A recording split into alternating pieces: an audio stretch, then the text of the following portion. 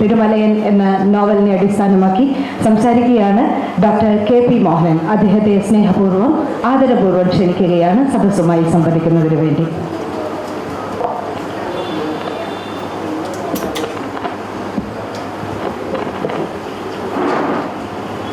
വേദിയിൽ സന്നിഹിതരായിട്ടുള്ള എൻ്റെ പ്രിയ സുഹൃത്തുക്കളെ, സദസ്സിലും സന്നിഹിതരായിട്ടുള്ള അത്രത്തോളം തന്നെ പ്രിയങ്കരായിട്ടുള്ള ആളുകളെ, സുഹൃത്തുക്കളെ, സഹോദരന്മാരെ, വളരെ സന്തോഷകരമായിട്ടുള്ളൊരു പരിപാടിയിലാണ് നമ്മൾ പങ്കുകൊള്ളുന്നത്. കാരണം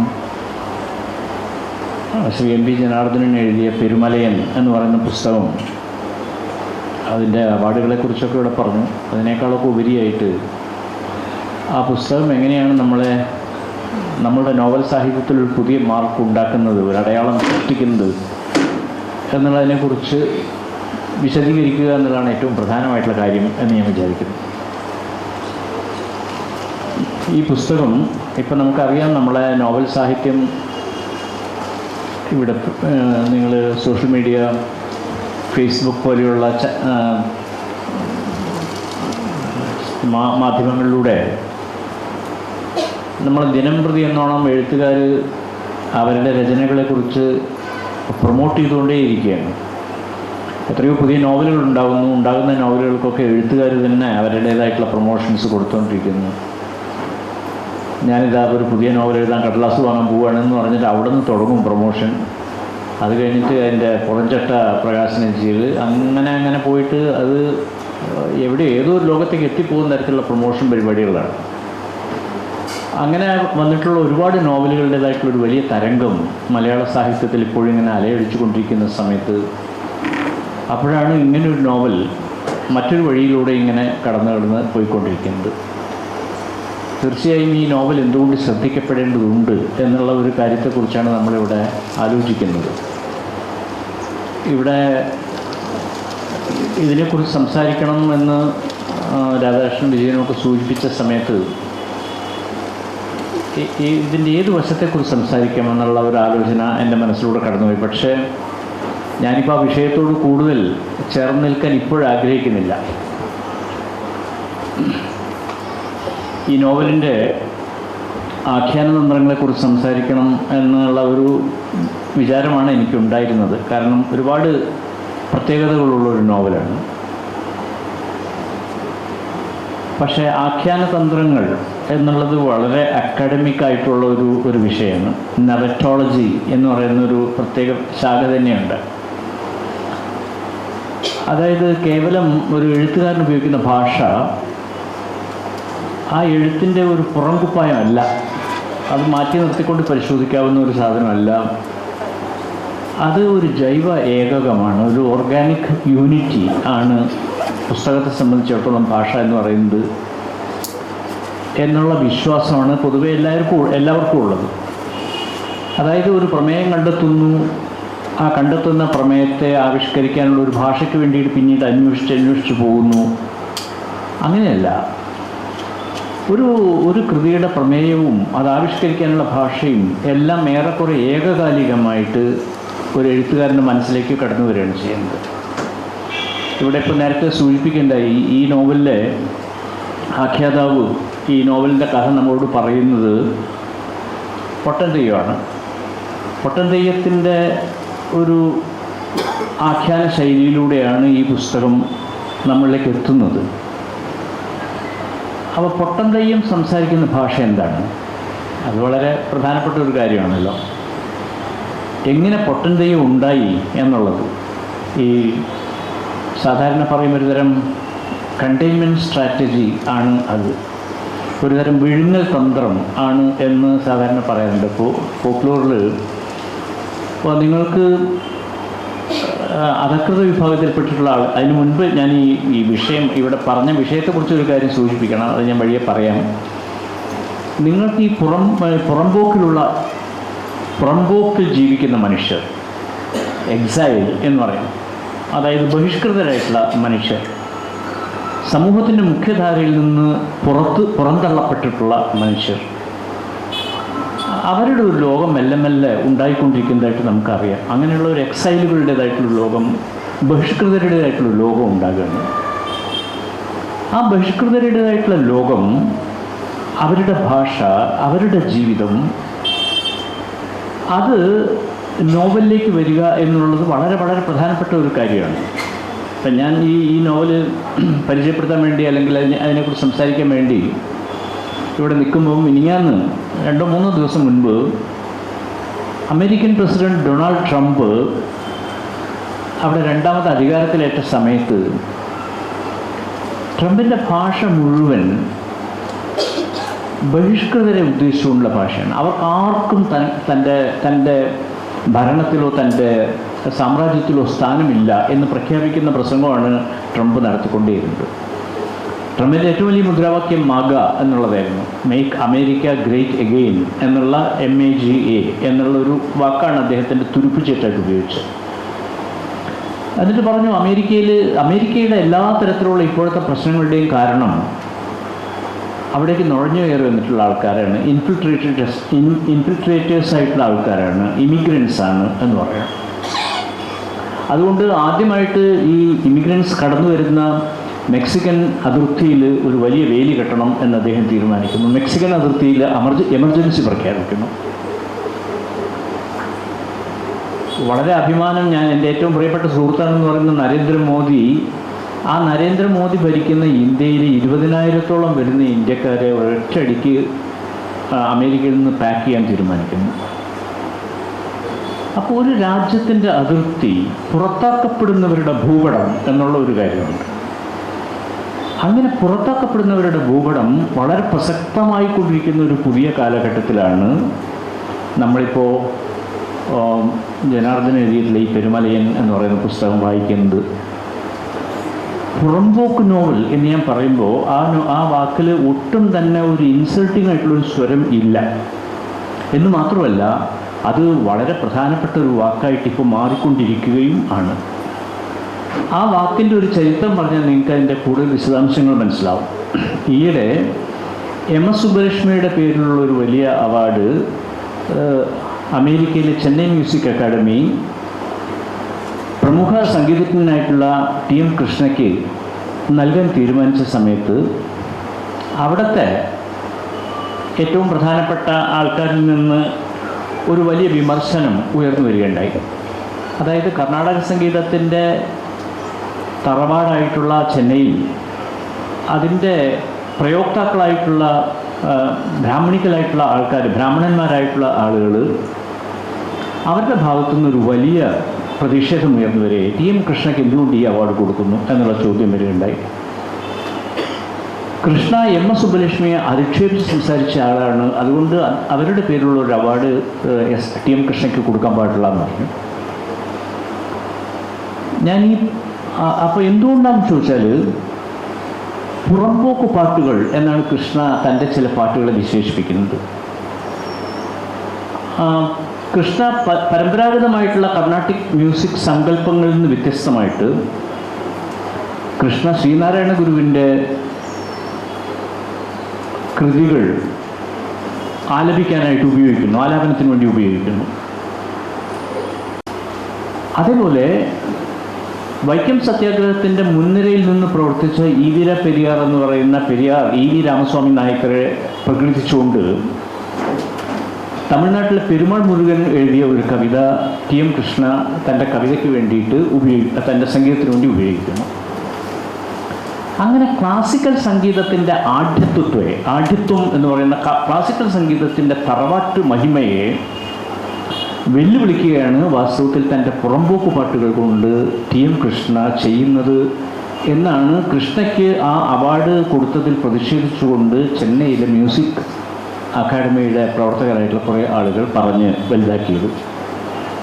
അതിന് കൃഷ്ണ തൻ്റേതായിട്ടുള്ളൊരു മറുപടി പറഞ്ഞു. എന്തുകൊണ്ട് താൻ MS സുബ്ബലക്ഷ്മിയെ നിഷേധിക്കുന്നു എന്നുള്ളതിന് TM കൃഷ്ണ ഒരു മറുപടിയും പറയുണ്ടായി. വളരെ വർഷങ്ങൾക്ക് മുമ്പ്, ഒരു 4 കൊല്ലം മുൻപ്, TJS ജോർജ് എന്ന് പറയുന്ന പ്രമുഖ പത്രപ്രവർത്തകൻ MS സുബ്ബലക്ഷ്മിയുടെ ഒരു ജീവചരിത്രം എഴുതി പ്രസിദ്ധീകരിച്ച സമയത്ത് അതിൻ്റെ തെലുങ്ക് ഭാഷയിലേക്ക് തർജ്ജമ ചെയ്യപ്പെട്ട ആ പുസ്തകത്തിൻ്റെ പ്രകാശന ചടങ്ങിലാണ് ടി.എം. കൃഷ്ണ എം.എസ്. സുബ്ബലക്ഷ്മിയെക്കുറിച്ച് സംസാരിച്ചത്. ആ സംസാരിച്ച പ്രസംഗമാണ് ഇപ്പോൾ വലിയ വിവാദത്തിന് വേണ്ടി എടുത്തു കൊണ്ടുവന്നത്. അന്ന് കൃഷ്ണ പറഞ്ഞത്, ഒരു ദേവദാസി പാരമ്പര്യമുള്ള സംഗീതജ്ഞയാണ് വാസ്തവത്തിൽ എം.എസ്. സുബ്ബലക്ഷ്മി. അവരുടെ ആദ്യകാല പാട്ടുകളിൽ കാണുന്ന ദേവദാസി സംഗീതത്തിൻ്റെ അതിൽ അലിഞ്ഞു ചേർന്ന വിഷാദാത്മകതയുടെ അംശങ്ങളെല്ലാം തന്നെ അവരൊരു വലിയ ബ്രാഹ്മണിക്കൽ പാരമ്പര്യം പിൻപറ്റാൻ വേണ്ടി ഒരു ബ്രാഹ്മണനെ വിവാഹം കഴിച്ച് അതിൻ്റെ ആ പാരമ്പര്യത്തിൻ്റെ മഹിമ പിൻപറ്റാൻ വേണ്ടി പോയ സമയത്ത് എം.എസ്. സുബ്ബലക്ഷ്മിക്ക് അവരുടെ സംഗീതത്തിൻ്റെ ആദ്യകാല നാളുകളിലെ അതിൽ അലിഞ്ഞു ചേർന്ന ആ വിഷാദാത്മകത കൈമോശം വന്നുപോയി എന്ന് ടി.എം. കൃഷ്ണ സംസാരിച്ചു. വാസ്തവത്തിൽ ആ പറഞ്ഞ വാക്യമാണ് ടി.എം. കൃഷ്ണ സുബ്ബലക്ഷ്മിയെ അപമാനിച്ചു എന്നുള്ള രീതിയിൽ പിന്നീട് ഒരു വിവാദ വിഷയമായിട്ട് ഇപ്പോൾ എടുത്തു കൊണ്ടുവന്നത്. വാസ്തവത്തിൽ പുറമ്പോക്കിൽ ജീവിക്കുന്ന ആളുകൾക്കും അവരുടേതായിട്ടുള്ള പാട്ടുകളുണ്ട്, പുറമ്പോക്കിൽ ജീവിക്കുന്ന ആൾക്കാർക്കും അവരുടേതായിട്ടുള്ള ഭാഷയുണ്ട്. ആ ഭാഷയും പാട്ടും എല്ലാം തന്നെ മുഖ്യധാരയിലേക്ക് വരേണ്ടതായിട്ടുണ്ട് എന്നുള്ള ഒരു ചിന്ത സമീപകാലത്തായിട്ട് നമ്മുടെ എഴുത്തിലും സംഗീതത്തിലും ചിത്രകലയിലും എല്ലാം തന്നെ വളർന്നു വരുന്ന ഒരു കാഴ്ച നമുക്ക് കാണാൻ പറ്റും. ഈ പുറമ്പോക്ക് സാഹിത്യത്തിൻ്റെ ആഖ്യാന തന്ത്രങ്ങൾ എന്താണ് എന്നുള്ള അത് ഒരു വരേണ്യ ആഖ്യാനത്തിൻ്റെ ശൈലിയിൽ രൂപം കൊള്ളുന്നതായിരിക്കണം നിർബന്ധമില്ല എന്ന് മാത്രമല്ല, ഒരു വരേണ്യ ആഖ്യാന ശൈലി ഇത്തരത്തിലുള്ളൊരു പ്രമേയം കൈകാര്യം ചെയ്യുന്നതിന് ഒട്ടും പറ്റാത്ത ഒന്ന് ആണ് താനും. അതുകൊണ്ട് ഈ പുറമ്പോക്ക് നോവൽ, പുറമ്പോക്ക് എന്ന വാക്കുകൊണ്ട് ഞാൻ ഉദ്ദേശിക്കുന്നത് ബഹിഷ്കൃതരായിട്ടുള്ള മനുഷ്യരെ കുറിച്ച് പറയുന്ന നോവൽ, ബഹിഷ്കൃതരായിട്ടുള്ള മനുഷ്യർ എഴുതുന്ന നോവലുകൾ. ജനറത്തിൻ്റെ കാര്യത്തിൽ പക്ഷെ അതങ്ങനെയല്ല എന്ന് വേണമെങ്കിൽ പറയാം. പക്ഷേ ബഹിഷ്കൃതരായ മനുഷ്യർ എഴുതുന്ന നോവലുകൾ, ബഹിഷ്കൃതരായിട്ടുള്ള മനുഷ്യരെ പ്രമേയമാക്കിക്കൊണ്ട് എഴുതുന്ന നോവലുകൾ, അത്തരത്തിലുള്ള നോവലുകളിൽ ഈ ബഹിഷ്കൃതരുടെ ഭാഷ, ബഹിഷ്കൃതരുടെ ജീവിതം, ബഹിഷ്കൃതരുടെ അവരുടേതായിട്ടുള്ളൊരു മെറ്റീരിയൽ കൾച്ചർ എന്ന് ഫോക്ലോറിൽ സാധാരണ പറയുന്ന അവരുടേതായിട്ടുള്ള ഒരു മെറ്റീരിയൽ കൾച്ചർ അതിനകത്ത് രൂപം കൊള്ളും എന്നുള്ള കാര്യത്തിൽ യാതൊരു സംശയവുമില്ല. ആ ഭൗതിക സംസ്കൃതി, അതായത് ഈ ബഹിഷ്കൃതരായ മനുഷ്യരുടെ ഭൗതിക സംസ്കൃതി ഒരു നോവലിനകത്ത് എങ്ങനെയാണ് കടന്നു വരുന്നത് എന്നുള്ള കാര്യം അത് വളരെ ഗൗരവപൂർവ്വം പരിശോധിക്കേണ്ട ഒരു കാര്യമാണ്. അതിനുവേണ്ടി ഒരു എഴുത്തുകാരൻ ഉപയോഗിക്കുന്ന ഭാഷയുടെ പ്രത്യേകത എന്ത് എന്ന് പരിശോധിക്കുക. ഭാഷയുടെ പ്രത്യേകത മാത്രമല്ല, അതിൻ്റെ ആഖ്യാനത്തിൻ്റെ തന്ത്രങ്ങൾ എങ്ങനെ വിഭിന്നമായിത്തീരുന്നു എന്നുള്ള ചോദ്യവും വളരെ പ്രസക്തമായി തീരുന്നുണ്ട് എന്നാണ് ഞാൻ ഈ സന്ദർഭത്തിൽ പറയണം എന്നുദ്ദേശിച്ചത്. പക്ഷേ അത് ഞാൻ വിജയൻ എന്നോട് സൂചിപ്പിച്ചതുപോലെ ഇവിടെ നടക്കുന്ന ഈ പ്രബന്ധങ്ങളെല്ലാം തന്നെ പിന്നീട് ഒരിക്കൽ എവിടെയെങ്കിലും പ്രസിദ്ധീകരിക്കുകയോ അല്ലെങ്കിൽ ഇത് ഏതെങ്കിലും രീതിയിൽ എവിടെയെങ്കിലും ചേർക്കപ്പെടുകയോ ചെയ്യുന്ന സന്ദർഭത്തിൽ ഒരു ലേഖനമായിട്ട് എഴുതാം. പക്ഷേ ഇത്തരം ഒരു സദസ്സിന് മുമ്പിൽ അത്രയും അക്കാഡമിക്കായിട്ടൊരു കാര്യം സംസാരിക്കുമ്പോൾ അതിലൊരു തരം അരോചകത്വം ഉണ്ടാകുമെന്നുള്ളതുകൊണ്ട് ഞാൻ അതിലേക്ക് ആ ഒരു ഭാഷ ഉപയോഗിക്കുന്നില്ല ഞാനിവിടെ. എന്തുകൊണ്ട് ഈ നോവൽ പൊട്ടൻ തെയ്യത്തിൻ്റെ കാഴ്ചപ്പാടിലൂടെ അവതരിപ്പിക്കപ്പെടുന്നു? അതാണ് ഇതിലെ ഏറ്റവും പ്രധാനപ്പെട്ട ആഖ്യാന തന്ത്രങ്ങളിലെ ഏറ്റവും പ്രധാനപ്പെട്ട ഒരു വശം എന്ന് പറയുന്നത്. എന്തുകൊണ്ട് പൊട്ടൻ തെയ്യം ഇതിലെ കഥ പറയുന്നു? വേണമെങ്കിൽ ഇതിൻ്റെ ആഖ്യാനം പെരുമലയിലൂടെ നിർവഹിക്കാം. പെരുമലയൻ തൻ്റെ പ്രതികാര പൂർത്തീകരണത്തിന് വേണ്ടി ഭാവിയിലേക്ക് കരുതി വെച്ചിട്ടുള്ള കുഞ്ഞിക്കേളു എന്ന് പറയുന്ന ആ ചെറിയ കഥാപാത്രത്തിലൂടെ അത് വേണമെങ്കിൽ പുറത്തേക്ക് കൊണ്ടുവരാം. ഇതിലെ ഏത് കഥാപാത്രത്തിനും ഈ കഥയുടെ മുഖ്യധാര വക്താവായിരിക്കാനുള്ള അവകാശവും ശേഷിയുമുണ്ട്. ഇവിടെ നേരത്തെ ചോദിച്ചു, ഇതിലെ പ്രൊട്ടഗോണിസ്റ്റായിട്ടുള്ള കഥാപാത്രം ഏതാണ് എന്നുള്ളൊരു ചോദ്യം ഇവിടെ ഉന്നയിക്കപ്പെടുകയുണ്ടായി. വാസ്തവത്തിൽ അത് മറ്റൊരു തന്ത്രമാണ്. ഇതിലങ്ങനെ ഒരു കേന്ദ്ര കഥാപാത്രം എന്ന് പറയാവുന്ന ഒരാളുണ്ടോ എന്നുള്ള ചോദ്യം തന്നെ വളരെ പ്രസക്തമായി തീരുകയാണ്. ഇത് ഒരു സമൂഹത്തിൻ്റെ മൊത്തത്തിലുള്ള ഒരു ചിത്രീകരണമാണ് വാസ്തവത്തിൽ. ആ സമൂഹത്തിൻ്റെ മൊത്തം ചിത്രീകരണത്തിൽ ഇങ്ങനെ ഒരു ഭാഷ രൂപം കൊള്ളുന്നു. നമുക്കെല്ലാവർക്കും അറിയാം, ഒരു എഴുത്തുകാരൻ്റെ പ്രത്യേകിച്ചും തൻ്റെ സ്വരം വേറിട്ട് കേൾപ്പിക്കാൻ ശ്രമിക്കുന്ന ഒരു എഴുത്തുകാരൻ്റെ ഏറ്റവും വലിയ പ്രശ്നം അയാൾക്ക് സ്വന്തമായിട്ടൊരു ഭാഷ ഉണ്ടാക്കേണ്ടി വരുന്നു എന്നുള്ളതാണ്. കേട്ടുപോയി എൻ്റെ ഒച്ച വേറിട്ട് എന്ന് പണ്ട് വൈലോപ്പിള്ളി മാസ്റ്റർ കുടിയൊഴിക്കൽ ചോദിക്കുന്ന ആ ചോദ്യം ഉണ്ടല്ലോ, എൻ്റെ ഒച്ച വേറിട്ട് കേൾക്കുന്നുണ്ടോ? ഒച്ച വേറിട്ട് കേൾപ്പിക്കുക എന്നുള്ളത് വളരെ വളരെ പ്രധാനമാണ്. വാസ്തവത്തിൽ പെരുമലയൻ എന്ന് പറയുന്ന ഈ നോവലിലൂടെ ജനാർദ്ദനൻ വേറിട്ട ഒരൊച്ച കേൾപ്പിക്കുന്നുണ്ട്, വേറിട്ടൊരു പ്രപഞ്ചത്തിന് രൂപം നൽകുന്നുണ്ട് എന്നുള്ളതാണ് ഇവിടെ ഞാൻ പറയാൻ ഉദ്ദേശിക്കുന്ന ഒരു കാര്യം. അതിലേറ്റവും പ്രധാനം ഭാഷ തന്നെയാണ്. ഇതിലെ ഭാഷ ഇവിടെ പറഞ്ഞല്ലോ, ഇതിലെ ഭാഷ വാസ്തവത്തിൽ ഈ പുസ്തകത്തിൻ്റെ അനുഗ്രഹവുമാണ്, അതുപോലെ തന്നെ അഭിശാപവുമാണ്. രണ്ടും പറയാതിരിക്കാൻ നിവൃത്തിയില്ല. ഈ പുസ്തകത്തിൻ്റെ അനുഗ്രഹമാണ് എന്ന് ഞാൻ പറയാനുള്ള കാരണം, ആ ഭാഷയിലൂടെ ഈ പുസ്തകത്തിന് കിട്ടുന്ന ഒരു ഓർഗാനിക്കായിട്ടുള്ള ചൈതന്യമാണ്. അത് വളരെ വലുതാണ്. ഈ ഭാഷയിലേ ഈ പുസ്തകം എഴുതാൻ പറ്റുള്ളൂ, ഇങ്ങനൊരു വിഷയം കൈകാര്യം ചെയ്യാൻ പറ്റുള്ളൂ. പക്ഷേ ഇതിൻ്റെ അഭിശാപം എന്ന് പറയുന്നത് ഈ പുസ്തകത്തെ വളരെ വളരെ പ്രാദേശികമായി പരിമിതപ്പെടുത്തുന്ന ഒന്നായിട്ട് ആ ഭാഷ മാറുകയും ചെയ്യുന്നു. അതായത് ഇപ്പോൾ എരമംകുറ്റൂർ എന്ന് പറയുന്ന പഞ്ചായത്തിൻ്റെ അകത്തു നിന്നാണ് ജനാർദ്ദനം വരുന്നത്. ആ പ്രദേശത്തോട് ചേർന്ന് നിൽക്കുന്ന ചടങ്ങുകൾ, ആചാരങ്ങൾ, അനുഷ്ഠാനങ്ങൾ, ഫോക്ലോറുകൾ, ആ കാര്യങ്ങളാണ് വാസ്തവത്തിൽ ഈ പുസ്തകത്തിനകത്ത് കൊണ്ടുവരുന്ന പ്രധാനപ്പെട്ട ആശയം. അത് പറയുമ്പോൾ അതിൻ്റേതായിട്ടുള്ളൊരു ഭാഷയുണ്ട്. ആ ഭാഷ വസ്തു പറഞ്ഞാൽ ഈ പുസ്തകം നാളെ ഒരു ഫോക്ലോർ പഠിതാക്കൾക്ക്, ഫോക്ലോർ MA-ക്കൊക്കെ പഠിക്കുന്ന കുട്ടികൾക്ക് ഞാൻ വിചാരിക്കുന്നത് ഈ പുസ്തകം ഒരു ടെക്സ്റ്റ് ആയിരിക്കും. ഫോക്ലോർ പഠിക്കുന്ന കുട്ടികളുടെ ഒരു ടെക്സ്റ്റ് ബുക്കായിട്ട് ഇത് മാറും. ഫോക്ലോർ MA-ക്കൊക്കെ പഠിക്കുന്ന കുട്ടികൾ, അപ്പോൾ ഞങ്ങളൊക്കെ ഫോക്ലോറിൽ ക്ലാസ് കൈകാര്യം ചെയ്തിട്ടുള്ള ആൾക്കാരുമാണ്, ഭരതനൊക്കെ ഫോക്ലോർ പഠിച്ചിട്ടുള്ള ആളുമാണ്. ഈ ഫോക്ലോറിൽ നമ്മൾ പറയുമല്ലോ, ഉച്ച അവച മിത്തുകളെക്കുറിച്ച് പറയും, ഹൈ മിത്ത്, ലോ മിത്ത് എന്നൊക്കെ പറയും. വാസ്തവത്തിൽ ആ പറച്ചിൽ തന്നെ ഒരുപാട് അപാകതകൾ ഇന്നത്തെ കാലത്തുണ്ട്. പൊളിറ്റിക്കലി ഇൻകറക്റ്റ് എന്നിപ്പോൾ നമ്മൾ സാധാരണ ഉപയോഗിക്കുന്നൊരു വാക്കുണ്ടല്ലോ. വാസ്തവത്തിൽ ഉച്ചം അവചം എന്നൊക്കെ മിത്തുകളെ തരംതിരിക്കുന്നതിൽ വല്ലാത്തൊരു പൊളിറ്റിക്കൽ ഇൻകറക്റ്റ്നെസ് ഉണ്ട്, ഒരു രാഷ്ട്രീയമായ ഒരു തെറ്റുണ്ട് അങ്ങനെ പറയുന്നതിൽ. വാസ്തവത്തിൽ അവചമായ മിത്തുകൾ, അല്ലെങ്കിൽ താഴെക്കിടയിൽ കിടക്കുന്നവരുടെ മിത്തുകൾ എന്ന് പറയുന്നതിൽ, ഈ താഴേക്കിടയിൽ കിടക്കുന്ന എന്ന് പറയുന്നിടത്ത് തന്നെ ജയമോഹനൊക്കെ പറയുന്നത് പോലെ ഒരു പൊളിറ്റിക്കൽ ഇൻകറക്റ്റ്നെസ് വന്നു ചേരുന്നുണ്ട്. അപ്പോൾ അവരുടെ മിത്തുകൾ അത് ആവിഷ്കരിക്കുമ്പോൾ അവരുടെ ഒരു ഭാഷ വരുന്നു. അവരുടെ ഭാഷ, അവരുടെ ആചാരം, അവരുടെ ഭക്ഷണം, അവരുടെ കാഴ്ചപ്പാടുകൾ എല്ലാം തന്നെ അതിലേക്ക് കൂട്ടിച്ചേർക്കപ്പെടുകയാണ് വാസ്തവത്തിൽ ചെയ്യുന്നത്. നിങ്ങൾ ഇത് നോക്കിക്കഴിഞ്ഞാൽ ഇതിലെ ഭാഷ, അതുപോലെ തന്നെ ഇതിലെ വൊക്കാബുലറി, ഇതിലെ പല പദസഞ്ചയങ്ങളും, അത് ഞാൻ നേരത്തെ പറഞ്ഞ പോലെ ഒരു ചെറിയ പ്രത്യേക ജനവിഭാഗത്തിന് മാത്രം, ഒരുപക്ഷെ വടക്കേ മലബാറിലത്തെ മുഴുവൻ ആളുകൾക്ക് പോലും ഇത് മനസ്സിലാക്കാൻ സാധ്യതയുണ്ടോ എന്നുള്ള കാര്യം എനിക്ക് സംശയമാണ്. അപ്പോൾ ഗ്രന്ഥകർത്താവ് തന്നെ ഇതിലെ ഓരോ പേജിലും അതിൻ്റെ അടിയിൽ അതിൽ പരിചയപ്പെടുത്തപ്പെടുന്ന പുതിയ വാക്കുകളുടെ ഒരു എന്താ പറയുക, ഒരു ശബ്ദസൂചി, അല്ലെങ്കിൽ ഒരു എന്താ പറയുക, ഗ്ലോസറി എന്നൊക്കെ പറയില്ലേ നമ്മൾ, അത് കൊടുത്തിട്ടുണ്ട്. എനിക്ക് പലപ്പോഴും തോന്നിയിട്ടില്ല, വായിക്കാൻ സുഖം അതിൻ്റെ ചൂട്ട് തന്നെ കൊടുക്കുന്നതാണ്. പക്ഷേ അതിൻ്റെ പിറകിൽ ആ ഇത് മുഴുവൻ, ആ ഗ്ലോസറി മുഴുവൻ എടുത്ത് മാറ്റി വെച്ച് കഴിഞ്ഞാൽ വടക്കേ മലബാറിലെ എന്താ പറയുക, ഈ ഞാൻ നേരത്തെ പറഞ്ഞ പുറമ്പോക്ക് ജനവിഭാഗങ്ങളുടെ ഭാഷയുടെ ഒരു തെളിഞ്ഞ ചിത്രം കിട്ടും അവിടെ എന്നുള്ളതാണ് ഒരു പ്രത്യേകത. രണ്ടാമത്തെ ഒരു കാര്യം, ഇതിൽ വരുന്ന എന്താ പറയുക, സാധാരണക്കാരുടെ ഭക്ഷണം എന്നുള്ളതാണ്. മെറ്റീരിയൽ കൾച്ചർ എന്ന് പറയുമ്പോൾ ഭക്ഷണമൊക്കെ അതിൽ പെടും.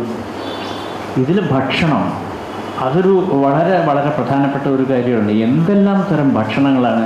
ഒരുപക്ഷെ കേരളത്തിലെ മുഖ്യധാരാ സമൂഹത്തിന് പരിചിതമല്ലാത്ത എത്രയോ ഭക്ഷണങ്ങളുടെ കാര്യം ഈ പുസ്തകത്തിനകത്ത് കൈകാര്യം ചെയ്യപ്പെടുന്നുണ്ട്.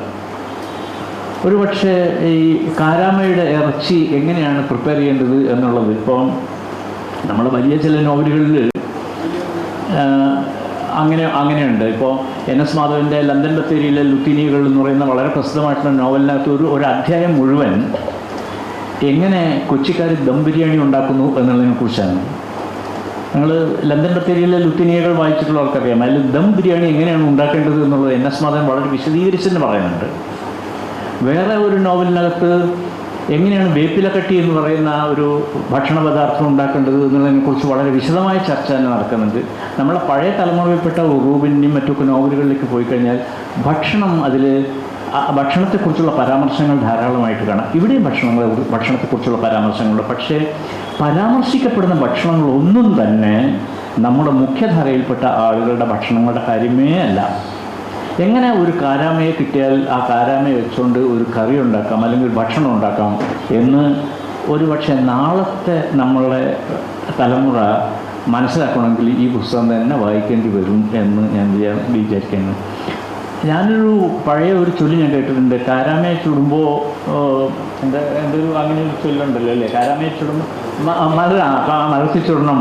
ഞാനെന്ന് പറഞ്ഞില്ലേ രാമനാരായണ എന്നുള്ളൊരു വളരെ പഴയ ഒരു ചൊല്ലുണ്ട്. ഭസ്മത്ത് നാമം ജപിച്ചുകൊണ്ടിരിക്കുന്ന ഒരു കാരണവർ അകത്ത് കാരാമയെ ചുട്ടുകൊണ്ടിരിക്കുകയാണെന്ന് കേട്ടപ്പോൾ പുറത്ത് അയാളുടെ ശ്രദ്ധ മുഴുവൻ നാമജപത്തിലല്ല ഉള്ളിലേക്കാണ്. അതുകൊണ്ട് അയാൾ പറയാം കാരാമയെ ചുടുമ്പോൾ ഇങ്ങനെ ചുടുണ്ടെന്ന് പറഞ്ഞു കൊടുക്കുകയാണ്. അതുപോലെ ഈ കാരാമയെ കൊണ്ടൊരു ഭക്ഷണം എങ്ങനെ തീർക്കാം, കാരാമയുടെ ഇറച്ചി എങ്ങനെ എടുക്കാം, അതുപോലെ എത്രയോ പുതിയ തരം മത്സ്യങ്ങളുടെ കഥ. ഞാനൊരു പക്ഷേ ഇതിന് സമാന്തരമായിട്ട് എനിക്ക് ഇപ്പോൾ ഇറങ്ങിയ നോവലുകളുടെ കൂട്ടത്തിലൊന്ന് പറയാനുള്ളത് ഹരീഷിൻ്റെ മീശ എന്ന് പറയുന്ന നോവലിനെ പറ്റിയാണ്. മീശ കുട്ടനാടൻ പാടശേഖരങ്ങളുടെ, കുട്ടനാട് അപ്പർ കുട്ടനാടല്ല ലോവർ കുട്ടനാട്ടിലെ വെള്ളത്തിൽ മുങ്ങിക്കിടക്കുന്ന ലോവർ കുട്ടനാട്ടിലെ ജനജീവിതത്തിൽ അവരുടെ വെള്ളം അവരുടെ ജീവിതത്തിൽ എങ്ങനെ ഒരു ഭൗതികം ഒരു മെറ്റീരിയൽ കൾച്ചറായിട്ട് നിൽക്കുന്നു, ഒരു ഭൗതിക സംസ്കൃതിയായിട്ട് നിൽക്കുന്നു എന്നുള്ളത് ഹരീഷ് ഏറ്റവും മനോഹരമായിട്ട് മീശ എന്ന് പറയുന്ന നോവലിൽ വിവരിക്കുന്നുണ്ട്. പക്ഷേ നമ്മളെ ആൾക്കാർ മീശ എന്ന് പറയുന്ന നോവലിൽ കണ്ടത് ആദ്യത്തെ 2-4 വാക്യങ്ങൾ മാത്രമാണ്. വാസ്തവത്തിൽ ആ നോവലിനകത്ത് ഒരു ജനതയുടെ സംസ്കൃതി, ആ ജനതയുടെ സംസ്കൃതിയുമായി ബന്ധപ്പെട്ട് നിൽക്കുന്ന ഭൗതിക ഘടകങ്ങൾ, ആ ഘടകങ്ങൾ എങ്ങനെ ആ നോവലിൽ അനാവൃതമാകുന്നു എന്നുള്ള വളരെ പ്രധാനപ്പെട്ട ഒരാശയം ആ നോവലിനകത്ത് നമുക്ക് കാണാൻ പറ്റും.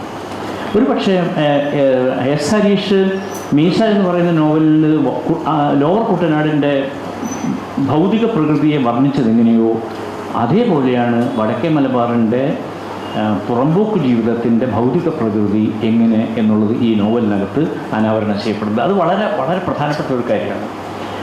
അപ്പോൾ ഈ ഭാഷ എങ്ങനെ പുതുക്കാം എന്നുള്ള ഏറ്റവും വലിയ പ്രശ്നം അതാണ്, ഭാഷയെ പുതുക്കുക. നമ്മൾ വിചാരിക്കും മലയാളം എന്ന് പറയുന്ന ഭാഷ നമുക്ക് കമ്പനി വഴങ്ങുന്ന ഭാഷയാണെന്ന് നമ്മൾ വിചാരിക്കും. പക്ഷേ നിങ്ങൾ എഴുതാൻ തുടങ്ങുമ്പോഴാണ് നിങ്ങൾക്ക് മനസ്സിലാക്കുക ഈ ഭാഷ നിങ്ങളെ ഓരോ വളവിലും നിങ്ങളെ പിടിച്ച് തളച്ചിടുന്നുണ്ട് എന്നുള്ള കാര്യം നിങ്ങൾക്ക് മനസ്സിലാകുന്നത് അപ്പോഴാണ്. പ്രത്യേകിച്ച് ഒരു നോവലിസ്റ്റിനെ സംബന്ധിച്ചിടത്തോളം അയാൾക്ക് ഏറ്റവും കൂടുതൽ ഉപയോഗിക്കേണ്ടി വരുന്ന ഒരു കാര്യം ഈ വാമൊഴി ആണ്. വാമൊഴി നമ്മുടെ സാഹിത്യത്തിലേക്ക് വരുന്നത് ചെറുകഥയും നോവലുകളും പ്രചാരത്തിൽ വന്നതിന് ശേഷമാണ്. അതിനു മുമ്പ് വളരെ മാനകമായ ഒരു സ്റ്റാൻഡേർഡൈസ്ഡ് ആയിട്ടുള്ള ഒരു ഭാഷ മാത്രമേ മലയാളത്തിലുള്ളൂ, അത് കവിതയുടെ ഭാഷയാണ്. പക്ഷേ കവിതയുടെ ഭാഷ നേരത്തെ പറഞ്ഞില്ലേ, MP പോൾ പറഞ്ഞല്ലോ, ബാല്യകാല സഖിയെക്കുറിച്ച് പറയുമ്പോൾ പോൾ മാഷ് എഴുതിയത് ഇതിൻ്റെ വക്കിൽ ചോര പൊടിഞ്ഞു നിൽക്കുന്നു എന്ന് പറഞ്ഞില്ലേ. ഇത് ജീവിതത്തിൽ നിന്ന് പറിച്ചു ചിന്തിയെടുത്ത ഒരു ഏടാണ്. ഇതിൻ്റെ വക്കിൽ ചോര പൊടിഞ്ഞു നിൽക്കുന്നു എന്ന് പറഞ്ഞിട്ടുണ്ടെങ്കിൽ ഞാൻ നേരത്തെ പറഞ്ഞ ഒരു ജൈവ ഏകകം എന്നുള്ള നിലയ്ക്ക്, ഒരു ഓർഗാനിക് യൂണിറ്റി എന്നുള്ള നിലയ്ക്ക് ആ നോവലിൻ്റെ കഥയും പ്രതിപാദന ശൈലിയും ഒപ്പം നിൽക്കുകയാണ്. പറിച്ചു ചിന്തിയെടുക്കാൻ നിങ്ങൾക്ക് പറ്റില്ല. അത് ആ ടെക്സ്റ്റിനകത്ത് തന്നെ നിർലീനമായിട്ടുള്ളൊരു കാര്യമാണ്. അതുകൊണ്ട് പറിച്ചു ചീന്തി എടുക്കുമ്പോൾ അതിലത്തെ കഥയുടെ വക്കത്ത് നിങ്ങൾക്ക് ചോരപ്പൊടിപ്പുകൾ കാണാൻ കഴിയും എന്ന് പറയുന്ന ഒരു രൂപം അവിടെ ഉണ്ടല്ലോ. എങ്ങനെയാണ് ഒരു എഴുത്തുകാരൻ ഭാഷയെ പുതുക്കുന്നത് എന്നുള്ള വളരെ പ്രധാനപ്പെട്ട ഒരു ചോദ്യമുണ്ട്. എഴുത്തുകാരൻ ഭാഷയെ പുതുക്കുന്നത് പല തലങ്ങളിലേക്ക് ആ ഭാഷയെ കൊണ്ടുപോയിട്ട് പല രീതിയിൽ പുതുക്കാം നിങ്ങൾക്ക്. ഭാഷ അത് ഞാൻ കൂടുതൽ അക്കാഡമിക് ആകാൻ പോകുന്നില്ല, അക്കാഡമിക് ആകരുതെന്ന് ഞാൻ ആഗ്രഹിക്കുന്നുണ്ട്. ഭാഷയെ പുതുക്കുന്നതിൻ്റെ കാര്യങ്ങൾ പറയുമ്പോൾ വാക്കുകൾക്ക് പലതരം രൂപങ്ങളുണ്ട്. അതായത് വാക്കുകളുടെ കൊളോക്കിയലിസം, അതുപോലെ തന്നെ പ്രൊവിൻഷ്യലിസം, എക്സാക്ട്നെസ്, അബ്സ്ട്രാക്ട്നെസ്, ഇങ്ങനെ കുറേ തരത്തിൽ വാക്കുകളെ നമുക്ക് കാണാൻ പറ്റും. വാക്കുകളുടെ പ്രാദേശികത, വാക്കുകളുടെ സംഭാഷണാത്മകത, വാക്കുകളുടെ മൂർത്തത, വാക്കുകളുടെ അമൂർത്തത, ഇങ്ങനെ വാക്കുകൾക്ക് പല തരത്തിലുള്ള സ്വഭാവങ്ങളുണ്ട്. അതിലെന്തുപയോഗിക്കണം എന്നത് തീരുമാനിക്കുന്നത് ഒരു എഴുത്തുകാരനാണ്. മൂർത്തമായ ഭാഷ വേണോ, തൻ്റെ ഭാഷയെ പ്രാദേശികമാക്കണോ, അതോ തൻ്റെ ഭാഷയെ ഇതര ഭാഷകളുമായിട്ട് കൂട്ടിച്ചേർത്ത് മറ്റൊരു ഭാഷ ഉണ്ടാക്കണോ? ഇപ്പോൾ NV കൃഷ്ണവാര്യരുടെ വളരെ പ്രസിദ്ധമായിട്ടുള്ള കൊച്ചുതൊമ്മൻ എന്ന് പറയുന്ന കവിതയിൽ ചില വരികൾ വായിക്കുമ്പോൾ നിങ്ങൾക്ക് തോന്നും ഇത് മലയാളമാണോ എന്ന് തോന്നും. മസ്റ്ററും റോളും ചെക്കും എന്നൊരു വരി, ഒരു വൃത്തത്തിൻ്റെ ഒരു വരി അങ്ങനെ അങ്ങ് ഉണ്ടാക്കണം. മസ്റ്ററും റോളും ചെക്കും. മിസ് ക്ലാര ക്ലാർക്ക് ക്ലാസ്സിലുള്ളപ്പോൾ ബോറൻ ലെക്ചറിൽ ശ്രദ്ധിക്കുവാൻ മരമല്ലല്ലോ തൊമ്മൻ. മെഴിനാദത്താൽ ഷട്ടപ്പെന്നോതി വീണ്ടും കൃഷ്ണമണിതൻ തെളിനീലം ഫിലിമിൻ്റെയിൽ ചായ്ച്ചാൽ. ഇത് കവിതയ്ക്ക് പരിചിതമായിട്ടുള്ളൊരു ഭാഷയല്ല. ഇംഗ്ലീഷ് കൂട്ടിച്ചേർത്ത് എഴുതുന്ന ഒരു ഭാഷയാണ്. അങ്ങനെ ഇംഗ്ലീഷ് കൂട്ടിച്ചേർത്ത് എഴുതിയിട്ടൊരു ഭാഷയെ പരിഷ്കരിക്കാമെന്ന് നമ്മുടെ ഒരു കവി വിചാരിക്കുന്നു. അതേപോലെ ഭാഷയുടെ ആകാവുന്നിടത്തോളം പ്രാദേശികത, ഇപ്പോൾ എടശ്ശേരി ഗോവിന്ദൻ നായരുടെ ഒരു കവിത, ഒരു വരി എന്താണ്, പുതുമഴ ചിന്നിയ പനിപെട്ട കുട്ടിക്ക് ഒരു അരിയാറും വാങ്ങി കൊടുത്തില്ല, ചെക്കന് ഫീസ് കൊടുത്തില്ല, കോമൻ പക്കക്കുറിക്ക് നികത്തിയില്ല. പുതുമഴ ചിന്നിയ പനിപെട്ട കുട്ടിക്ക് ഒരു അരിയാറും വാങ്ങി കൊടുത്തില്ല എന്നെഴുതി വയ്ക്കുന്നു. അവിടുന്ന് കുറച്ച് ദൂരമേ ഉള്ളൂ പിന്നെ ജനാർദ്ദൻ ഉപയോഗിച്ച ഭാഷയിലേക്ക്. അതാണ് ഞാൻ ഭാഷയുടെ കാര്യം പറയുന്നത്. അരിയാറ് എന്ന് പറഞ്ഞിട്ടുണ്ടെങ്കിൽ എന്താണെന്ന് ഇവിടെ ഇരിക്കുന്ന ആൾക്കാർക്ക് പോലും അറിയുമോ എന്നുള്ള കാര്യം എനിക്ക്, ജനാർദ്ദൻ പിന്നെ വൈദ്യരായതുകൊണ്ട് അദ്ദേഹത്തിന് ആ കാര്യം അറിയാം. അല്ലെങ്കിൽ പുതുമഴ ചിന്നിയ പനിപ്പെട്ട കുട്ടിക്ക് ഒരു അരിയാറും വാങ്ങി കൊടുത്തില്ല എന്നെഴുതുമ്പോൾ, അരിയാറ് എന്ന് പറഞ്ഞാൽ അരിയാറ്, ജീരകം, 3 മാസിക്ക, കരപ്പമ്പട്ട, അങ്ങനെ ഒരു വലിയ ലിസ്റ്റിനുണ്ടല്ലോ അല്ലേ. അത് വെച്ചുകൊണ്ടാണ് ഈ ഒരു കഷായത്തെ ലിസ്റ്റ് ചീറ്റ് എഴുതുന്നത്. അപ്പോൾ നോക്കൂ, ഞാൻ പറഞ്ഞുകൊണ്ട് വരുന്നത് എങ്ങനെയാണ് തൻ്റെ ഭാഷയെ എത്തിക്കാൻ പറ്റുന്ന, ആൾക്കാരിലേക്ക് എത്തിക്കാൻ പറ്റുന്നത്. ഇവിടെ ജനാർദ്ദന് ഒരു സംഭ്രമവും തോന്നുന്നില്ല ഇങ്ങനൊരു ഭാഷ ഉപയോഗിക്കുമ്പോൾ. തണാറ് എന്നൊരു വാക്ക്, ഞാൻ കുറേയൊക്കെ വടക്കേ മലബാറിൻ്റെ ഭാഷ വളരെ പരിചയിച്ചൊരു മനുഷ്യൻ എന്നുള്ള നിലയ്ക്ക് എനിക്ക് ഇത് വായിക്കാൻ വലിയ ബുദ്ധിമുട്ടില്ല. പക്ഷേ ചില വാക്കുകൾ എത്തുമ്പോൾ നമ്മൾ പോലും, ഇപ്പോൾ മുകുന്ദൻ എഴുതുന്ന നോവലിൽ ഒരു ഭാഗത്ത് പറയുന്നു ചരയിച്ചിട്ട് ഇരിക്കണേ എന്ന് പറയുന്നുണ്ട്. അപ്പോൾ നമ്മൾ ആലോചിക്കുന്നത് എന്താണ് ഈ ചരയിച്ചിട്ട് എന്ന് പറഞ്ഞാൽ, അത്രയും ഒരു ചരതിച്ചിട്ട് എന്നാണ് വാക്ക്, ചരതിക്കുക എന്നുള്ള വാക്ക്, ശ്രദ്ധിക്കുക എന്നുള്ള വാക്ക് പിന്നെ ലോപിച്ച് ചരതിച്ചെന്നാവും, ചരതിച്ചെന്നുള്ള വാക്ക് ചരയിച്ചെന്നാവും. അങ്ങനെ ഒരു ഭാഷ, ഒരു മാനക ഭാഷയിൽ നിന്ന് സംഭാഷണ ഭാഷയിലേക്ക് ഒരു സാധനം പരിവർത്തിപ്പിക്കപ്പെടുമ്പോൾ അത് എങ്ങനെ ഏത് രൂപത്തിൽ രൂപാന്തരം കൊള്ളുന്നു എന്നുള്ളത് വളരെ പ്രധാനപ്പെട്ട ഒരു കാര്യമാണ്. അതുകൊണ്ടാണ് നമ്മളൊരു പക്ഷേ പറഞ്ഞ്, ഞാൻ തമാശയായിട്ട് വിജയൻ ഇത് എന്ത് ചെയ്തു എന്ന് എപ്പോഴും ഞാനിങ്ങനെ അത്ഭുതപ്പെടാറുണ്ട്. മലയാളം തന്നെ നേരാൻ പോലെ വായിച്ച് ഇപ്പുറത്തേക്ക് മാറ്റിയെടുക്കാൻ ബുദ്ധിമുട്ടിക്കൊണ്ടിരിക്കുന്ന ഒരു സമയത്ത് ഈ മലയാളത്തെ, അതായത് ഇത്രയും പ്രാദേശികമായിട്ടുള്ള മലയാളത്തെ മാനക മലയാളമാക്കി മാറ്റി മാനക മലയാളത്തെ ഇംഗ്ലീഷാക്കി മാറ്റുന്ന ആ ഒരു ദിവ്യാത്ഭുതം എങ്ങനെയാണ് വിജയൻ സാധിച്ചെടുത്തതെന്ന് എനിക്കറിഞ്ഞൂടാ. പക്ഷെ അതൊരു വളരെ പ്രധാനപ്പെട്ട ഒരു കാര്യമാണ്. എങ്ങനെയാണ് ഇതിൻ്റെ സ്പിരിറ്റ് തുറന്നു പോകാതെ ഈ ഭാഷയെ മറ്റൊരു സ്ഥലത്തിലേക്ക് മാറ്റിയെടുക്കുന്നത് എന്നുള്ളതും വളരെ പ്രധാനപ്പെട്ട ഒരു കാര്യം. ഞാൻ അത്തരം കാര്യങ്ങളിലേക്കൊന്നും ഞാൻ പോകണമെന്ന് ഉദ്ദേശിക്കുന്നില്ല. അത് വളരെ വിശദമായിട്ട് പഠിക്കപ്പെടേണ്ട ഒരു കാര്യമാണ്. ഇവിടെ പൊട്ടൻ തെയ്യം എന്ന് പറയുന്നത് ഒരു പക്ഷേ കേരളത്തിൽ ഞാനും ഭരതനും കൂടിയിട്ടാണ് പൊട്ടൻ തെയ്യം കാണാൻ ഒരിക്കൽ പോയത്. ഞങ്ങൾ ഗോവിന്ദവർമ്മ രാജയുടെ ചെറുതായിട്ട്. അപ്പോൾ എനിക്കെന്താ വെച്ചാൽ, എനിക്ക് രാത്രിയിൽ ഇറങ്ങി കുറച്ചൊരു പേടിയായിരുന്നു, ചൂട്ടോ വിളിച്ചൊന്നും ഇല്ലാതെ. അപ്പം അന്ന് രാഘവൻ വയനാട് മാഷ് എന്നോട് പറഞ്ഞു, ഒരു രാത്രി അല്ലാണ്ട് തെയ്യം കാണാൻ എങ്ങനെ പോകാമെന്ന് ചോദിച്ചതിനോട്. രാത്രി അല്ലാണ്ട് തെയ്യം കാണാൻ പോകാൻ പറ്റുമോ? തെയ്യം കാണാൻ ചൂട്ടയും കത്തിച്ചിട്ടല്ല പോകേണ്ടത്, തെയ്യം കാണാൻ ഇരുട്ടത്ത് പോകണമെന്നാണ്. എന്നാലേ തെയ്യത്തിൻ്റെ മനോഹാരിത പൂർണ്ണമായിട്ട് മനസ്സിലാവുള്ളൂ എന്ന് രാഘവമാഷ അന്ന് പറഞ്ഞൊരു വാക്കും എനിക്ക് ഓർമ്മയുണ്ട്. ഈ പൊട്ടൻ തെയ്യം എന്ന് പറയുന്ന ഈ ഒരു തെയ്യങ്ങളുടെ തോറ്റവും തെയ്യങ്ങളുടെ പശ്ചാത്തലവും, വടക്കേ മലബാറിലെ തെയ്യങ്ങളുടെ പശ്ചാത്തലം ഞാൻ നേരത്തെ പറഞ്ഞില്ലേ, ഒരു കണ്ടെയ്ൻമെൻറ്റ് സ്ട്രാറ്റജി എന്ന് പറഞ്ഞില്ലേ.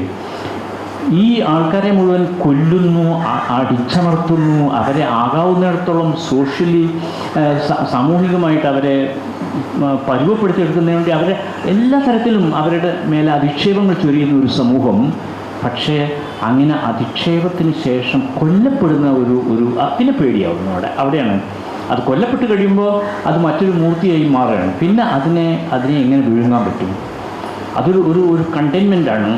അതായത് ഈ ജീവിതത്തിൽ മുഴുവൻ അടിച്ചമർത്തപ്പെട്ട ആ മനുഷ്യൻ്റെ പ്രതികാര ബോധം എങ്ങനെയാണ് മനസ്സിൽ കിടന്ന് കത്തുന്നത്, അങ്ങനെ കത്തുന്ന ആ പ്രതികാരത്തിൻ്റെ തീ മരിച്ചു കഴിഞ്ഞതിന് ശേഷം എങ്ങനെയാണ് തങ്ങളിലേക്ക് തിരിച്ചടിച്ച് വരുന്നത് എന്നുള്ള പേടി കാരണം അവരതിനെ ദൈവമാക്കി മാറ്റി തെയ്യം കെട്ടിയാടുന്ന ഇതിൽ തന്നെ നമ്മൾ ഒരു ഭാഗത്ത് കാണുന്നുണ്ട്. ഈ ഇതിലെ കുഞ്ഞിക്കോളു ഒരു യജമാൻ്റെ വീട്ടിലേക്ക് പോയിട്ട് അവിടെ ഒരു ബാധ ഒഴിപ്പിക്കുക, ഒരു ഗുളികനെ ഒഴിപ്പിക്കുന്ന ഒരു പരിപാടിയിൽ പങ്കെടുത്ത് വളരെ മനോഹരമായിട്ട് ആ ഭാഗം ജനാർദ്ദനം വർണ്ണിച്ചു പോകുന്നുണ്ട്.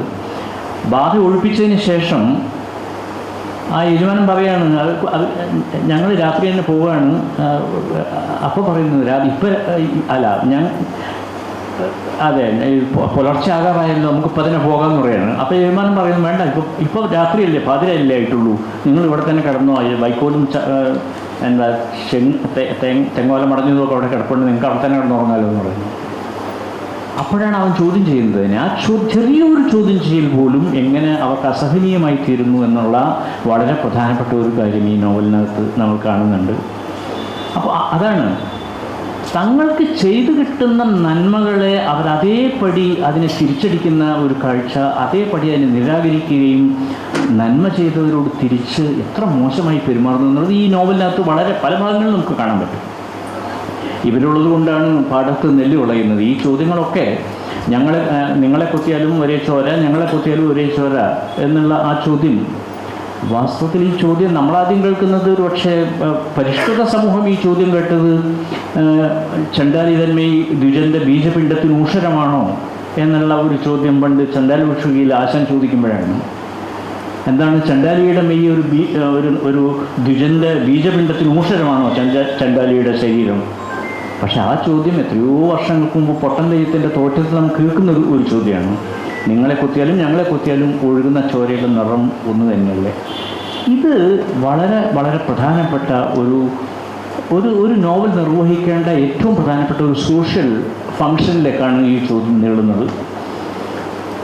നോവലിൻ്റെ ഒരു വലിയ പ്രത്യേകത, ചരിത്രവുമായി കണ്ണിചേരാത്ത ഒരു നോവലും നോവലായിട്ട് കാലത്തെ അതിജീവിക്കുകയില്ല എന്നുള്ളതാണ്. എത്ര മനോഹരമായ നോവലായാലും നമ്മൾ മഞ്ഞെന്നൊക്കെ പറഞ്ഞ് കേൾക്കുന്നുണ്ട്, പക്ഷേ ചരിത്രവുമായി കണ്ണിചേരാത്ത ഒരു നോവൽ, ചരിത്രവുമായിട്ട് ഏതേതെല്ലാം രീതിയിൽ സന്ധി ചെയ്ത് മുന്നോട്ട് പോകുമോ അങ്ങനെയെല്ലാം സന്ധി ചെയ്തുകൊണ്ട് മുന്നോട്ട് പോകുന്ന നോവലുകൾക്ക് മാത്രമേ നോവൽ സാഹിത്യത്തിൽ സ്ഥാനം ഉണ്ടാവുകയുള്ളൂ. അതേറ്റവും പ്രധാനമായിട്ടുള്ളൊരു കാര്യമാണ്. നോവൽ ചരിത്രം, ഇമാജിൻഡ് ഹിസ്റ്ററിയാണ് വാസ്തവത്തിൽ നോവൽ എന്ന് പറയുന്നത്.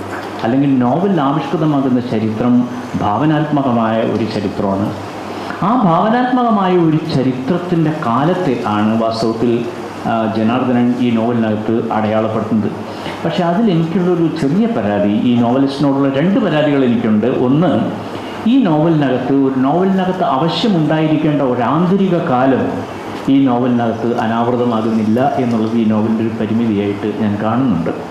അതായത് തൻ്റെ കഥ പറഞ്ഞുകൊണ്ടിരിക്കുന്ന കാലം ഏതാണ്, ആ കാലത്തിൻ്റെ ഒരു ചട്ടക്കൂട്, ആ കാലത്തിൻ്റെ ഒരു ഫ്രെയിം എന്താണ് എന്നുള്ളത് ഈ നോവൽ വായിക്കുമ്പോൾ അത്ര മാത്രമല്ല, ഈ നോവലിനകത്തെ സമൂഹം എന്നുള്ളതും വളരെ വളരെ ബ്ലർഡായിട്ടുള്ള, വളരെ മങ്ങി മാത്രം തെളിയുന്ന ഒരു സമൂഹം. പക്ഷേ അതിൻ്റെ ഒരു വലിയ ഈ ഒരു പരിമിതിയെ ഉല്ലംഘിക്കുന്ന മറ്റൊരു വലിയ ഗുണം അതിനുള്ളത് എന്താണെന്ന് വെച്ചാൽ, ഈ സമൂഹം ഒരു കാലത്തിൻ്റെ സമൂഹമല്ല, ഈ സമൂഹം ഒരു ചിരകാലത്തിൻ്റെ സമൂഹമാണ് എന്നുള്ള വളരെ പ്രധാനപ്പെട്ട മറ്റൊരു വ്യത്യാസമാണ്.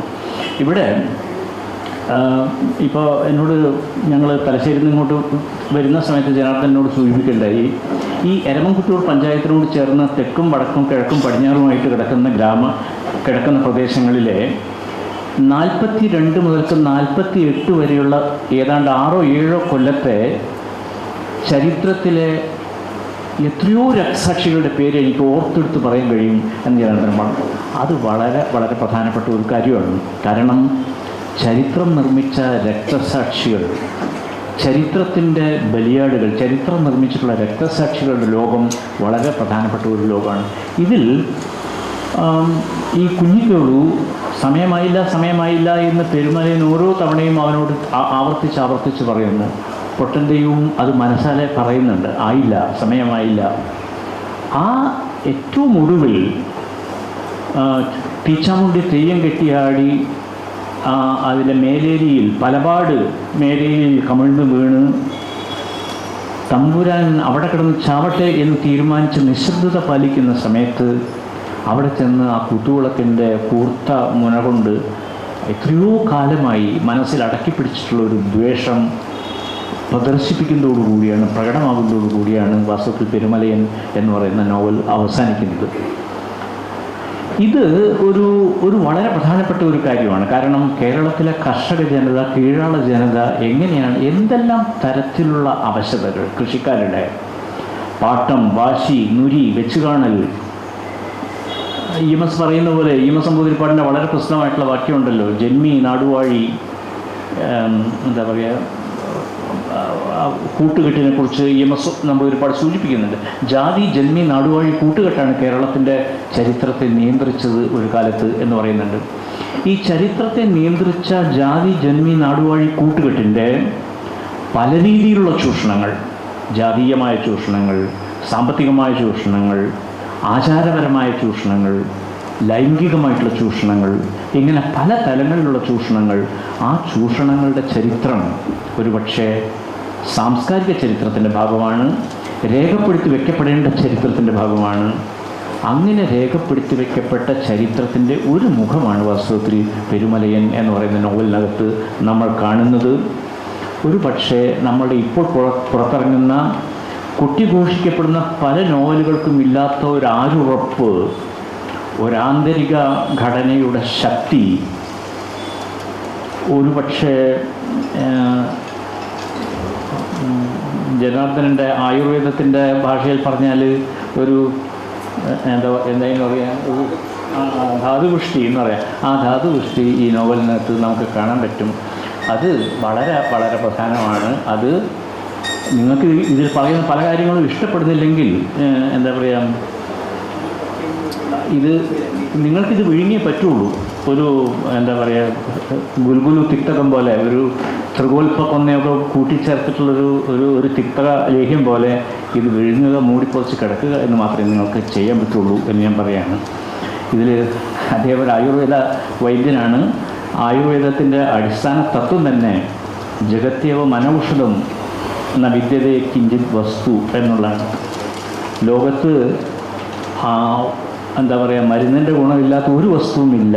പിന്നെ എങ്ങനെയാണ് അതിലത്തെ മരുന്ന് പുറത്തു വരുന്നത് എന്ന് വെച്ചാൽ രസവീര്യ വിഭാഗ വ്യുൽപ്പത്തിയുള്ള ഒരു വൈദ്യൻ്റെ കയ്യിൽ കിട്ടുമ്പോഴാണ് അതിൻ്റെ ശക്തി നമ്മൾ തിരിച്ചറിയുന്നത്. നമ്മുടെ ചരിത്രത്തിൻ്റെ രസവീര്യ വിഭാഗ വ്യുൽപ്പത്തിയുള്ള ഒരു വലിയ വൈദ്യരാണ് ജനാർദ്ദനൻ എന്ന് സൂചിപ്പിച്ചുകൊണ്ട് എൻ്റെ വാക്കുകൾ അവസാനിപ്പിക്കും.